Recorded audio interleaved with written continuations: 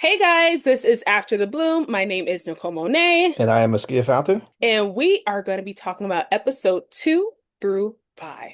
Let's start with episode 5 really quick. I know that we have 2, 3, 4, but in 5, I have been reading so many comments about Blooma leaving the date with Jay to help her friend Jade. In the comments, first, before we get into the comments, let me show you really quickly the snippet of what happened. She called me like 2 times. Let me call her right back.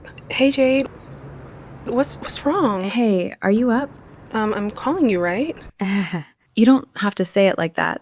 What you doing? Jade, what's wrong? Something's wrong. I can hear it in your voice. I haven't heard from John since he left my house earlier. I text him and nothing. His location isn't showing, and every time I call, it goes straight to voicemail. Did you guys get into another argument or something? No, I blocked him again. But I unblocked him. He knows my blocks only last for about an hour. He's used to it by now. I'm about to pull up. Pull up where? I'm not home. Not you, foo. His. Jade, it's almost 1 in the morning. Don't do that. It's 12:25 and I need to see what's up. This isn't normal. At all. Like, can you meet me there? Are you serious? This can't wait. Please, Blooma. Send me his address so I can see how far I am. Jay, do you think you can drop me off over there? Jay can bring me home. If you're able to wait with me until she gets there. Um, All right, so these are the comments of what you guys are saying. And basically, like, why did she leave the date? Why did she leave the date? Askia, what do you think? Do you think Bloom was wrong? What do you think about that? I don't know. It's tricky because it is 2:30 in the morning. So knowing my friend and what she's telling me, she's tripping. Like we have to deal with this tomorrow, and I think you need to just relax, right? Yeah, But exactly. I agree with that. And it's like, okay, Jade is tripping. She was. But do you really think, and I guess it's not Blooma's issue, it's not her problem. But even if first we heard Blooma shouldn't have even called her back, right? But also, if your friend has called you 2 times late at night, we're going to be thinking something's wrong. emergency, yeah, And we may think it's an emergency. Even if you're on a date, maybe a text message, except for a phone call would have been good, right? And then when she did call, knowing Jade, she was going to show up at his house either or. So maybe Blooma, as a friend, wanted to make sure that she wasn't going to do anything crazy. And I then, don't know. I think regardless, like again, it's like I don't know if I would do it, but in the day, it's kind of like because at 2:30 in the morning, popping up at somebody's crib unannounced that she can't find, and it just seemed like a crash out mission that I feel like I got bond money, so I'd rather be, hey, if you're gonna go do that, and I told you, let's wait till tomorrow, and you go do it on your own, then I may have to just come get you in the morning from the precinct. But and then to handle it there. But also, too, here's another thing. What time was it around the date? It was about 2:30. 12. Well, that's around when they showed, kind of around 2. But it was around 12:20-ish, right? Mm-hmm. 12:20-ish when she called. Maybe Boomer was thinking the date was over, things were about to end. So, and he did drive her there. So, instead of taking me home, just take me there. Uh, Yeah. but one That's one thing I wouldn't have done though. I wouldn't have let her go. I don't care what it was. If I'm out with you, I wouldn't go drop you to go get your car to go somewhere else. I would have went with you to make sure you were straight and taken care of because it is 2:30 at night. I don't know what the environment is, and you know, I just would have felt comfortable if you're somebody that I'm dating that I had to make sure you were protected.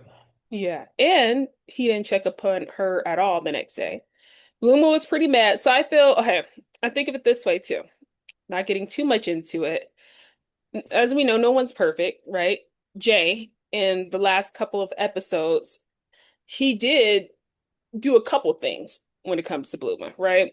Hmm. Um, he said they were going to hang out, but we already spoke about that. That was episode 1. He didn't really call her back when he said that he would call her that day, which we spoke about, right? Then he didn't show up to the event that Hmm. John's best friend was hosting, right? And so she was texting him. He didn't even text her to say, hey, I'm not going to show up. Hey, something. He just kind of left her hanging dry the whole day. Yeah. right? So, and but then he did apologize the next day.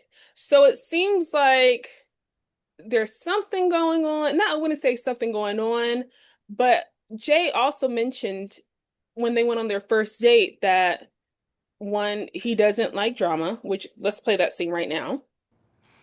I've dealt with women who had a lot going on. Well, that's not me. I don't do drama at all. Like, at all. So as you can see, that's one thing that he said is like, hey, it seems like the first thing when he did in the date was he said, "So Blooma, what's your story?" Because it seems like Jay is always used to someone having some type of story. There's always some Mm-hmm. type of drama. And even on episode 5, when Jay showed Blooma the park, he was telling him his story. And he said that one, whenever his mom did show up, because his grandmother was, and whenever his mom showed up, it was great, but it always seemed like there was some drama whenever some good things happen, some drama happen, which is like when something's good, he's used to something as far as drama going to happen. So that may have triggered him. I feel like the whole thing with Blooma, everything was good, then bam, here comes something else. That could have been a Mm-hmm. trigger for him. You know, you're in those early stages and some like weigh what you care about and what you don't care about, and then what are red flags, what aren't, because you're still getting to know each other. So sometimes it's like, are those things that serious right now? Yeah, yeah. And I think that's something that I feel like a lot of people can relate to is when you first meet someone, you don't really know fully about them. So we're always, some people could be pretty cautious at times. And if we see certain, I would say, like again, triggers or something that have maybe we went through in the past and we're seeing it again in front of us, it can make us push back or, all these things. So we don't want to even be involved in that. So I think that's probably what happened when it came to Blooma, that whole situation. They had a great date, everything was going good, and bam, something happened, which could have triggered. He's like, I don't want to be involved in this. Actually, I don't want to be involved with you and this best friend, all this thing dynamic. So guess we Hmm. just got to find out with that one. I do want to talk about John and Jade. People think that Jade is acting pretty crazy. For sure, definitely is. But also, that's I, I can't even imagine. But there's a reason, right? Like there's things that are triggering to make you act and do things a certain way. And I think he's kind of like me too. If it's only been a couple months and like, maybe you're moving a little bit fast, or maybe you're putting me in a position of a place that you're like, I'm showing you I care, but I don't know what happens past this if you continue to keep doing these things. Yeah, and it seems like too. I could see where John's coming from, but even though Jade is acting out a little bit, I can also see where Jade's coming from. With John, I think he may, and I don't know if everyone's slightly, not fully, giving mixed signals in a way. And Mm. this is the reason let's play this snippet. Okay, let's play the snippet and then I'm gonna explain. Okay, let's play it. And you're just now meeting John's beautiful girlfriend, huh? I knew they were talking, but I didn't know they made it official yet. John, what? Babe, we're exclusive, but we never talked about being official. We're taking our time. Remember when we said baby steps? Baby steps my ass! Jade, we agreed that we weren't seeing other people, but we never fully put a title on it. You've even called me your woman to other people, John. I need 2 shots. 2 shots, please! Okay, I get it, but I don't, knowing that, I well, I don't know, maybe women do that. I can't, because we could be without even saying a title or nothing like that too. Sometimes we're like, oh, that's my man, right? But it's like how we never had a conversation about that at all. Like I think women may jump to those conclusions more than men without having a conversation. That you got to have those conversations, understand what you are. Would you in public tell people that this is your woman if you guys aren't official yet? Me, no, not at all. So if someone is saying like this is my woman and the woman hears that, wouldn't you think like, oh, we together? Again, but you should know that that's not like 100% what it is. It's just like, I think maybe working towards that. I'm trying to give Jade the benefit of the doubt. This is why I'm trying to give both scenarios. So with Jade, I can see where but she is overreacting as far as her actions, showing up at his place, but also it could also be that insecurity of her and her best friend, which we'll talk about as well, as far as that whole best friend, which I really want to talk to you about, Askia, when it comes to how close John and Erica is. This is what people are mentioning as well in comments.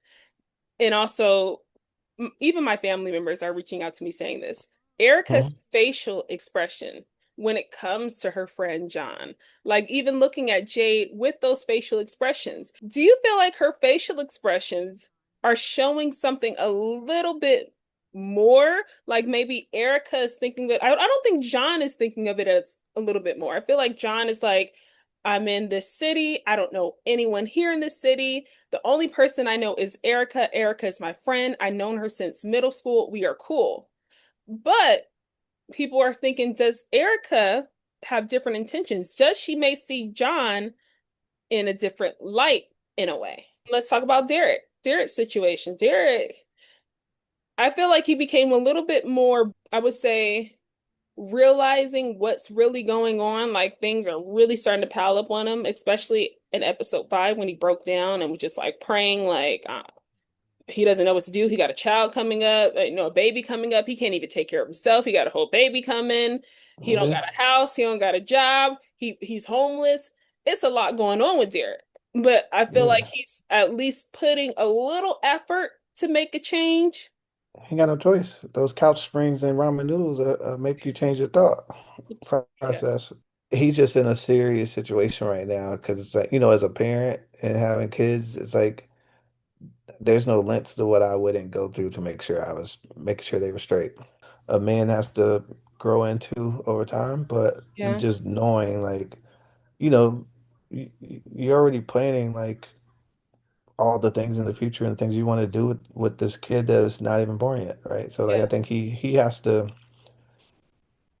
hopefully use that as motivation to get his life together and make sure that he's providing for his kids because that's the only one that's gonna hurt in that situation. Yeah. And I feel like it may take some time because like what he was saying in the beginning when he was living with his sister is his Hmm. sister mentioned that he's the baby of the family. He's the baby The, boy, the good right? thing that I noticed with that too is he was already dependable to the kids. Like they Mm, were already seeing, like you could tell he has signs that he could be a great father, right? Because exactly. they already like, oh, he does this with us before we go to school, or this happens before we go to school, and she's just bogged down with stress and work and pressure, so she's not, you know, she doesn't have time for that. So now I know it's probably affecting her a little bit to say like, hey, maybe I need to take a step back and just figure out how I need to do these things too, but.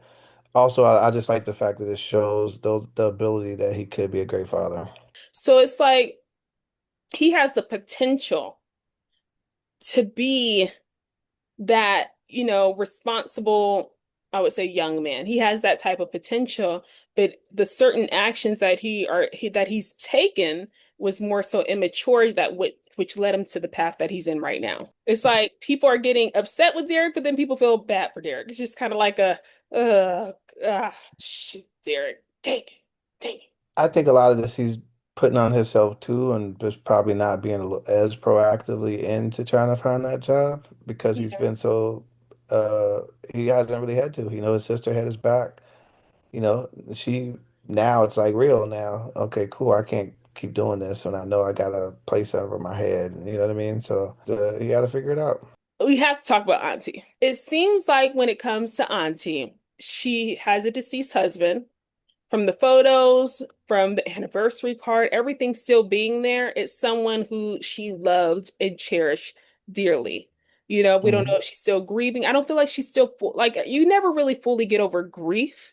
I actually heard someone say that when it comes to grief, um, it's like this love that you have for someone, and now that they're gone, you don't know where to put that love at. You don't know Mm. where to place it at. So it's still there. You just don't know where to put it. So you're always still gonna feel it. So when it comes to Auntie, it's like it's still there, She has it. She's not getting rid of the picture. She still has the anniversary card. But I feel like at this moment, Derek's there. Derek, from what I'm seeing, cannot amount to her ex-husband, you know? But I Oh think, no. yeah, can't amount to But the ex-husband. in a sense, like Auntie having fun too, right? Because She- like she's like, I feel we like, need we need an auntie in our lives, every now and then, you know what I mean? But yeah, she's just, but she's she's having not caught up in like he like, hey, don't think that you're about to be man of the house over here. exactly. He's a Yes. legit maintenance man, and that's about it. That is true. He's fixing things, getting things done. Yeah, And yep, he sure is. he's just satisfying certain needs of hers, Yeah, but she's always, I feel like she's reminding him this is, it ain't gonna get deeper than this. but I think he needs that though. I don't. I think he needs. I don't know how it's gonna play out, but I feel like she's gonna become like a mother figure to him. I Mother feel like figure. she's gonna, in a sense, huh? No, I Like, mean, just like you know, you can say like mommy. You know what I'm saying? Like, who's is it? It's like that's those reversal of those like roles, but I feel mommy. like because she's already cut it, like basically your services are over. The couch is out there, right? You know what I mean? Like Yeah. I couldn't take that. I'd have left. That is episode 2 through 5. I'm excited to show you guys episode 6 through 12 with season 1.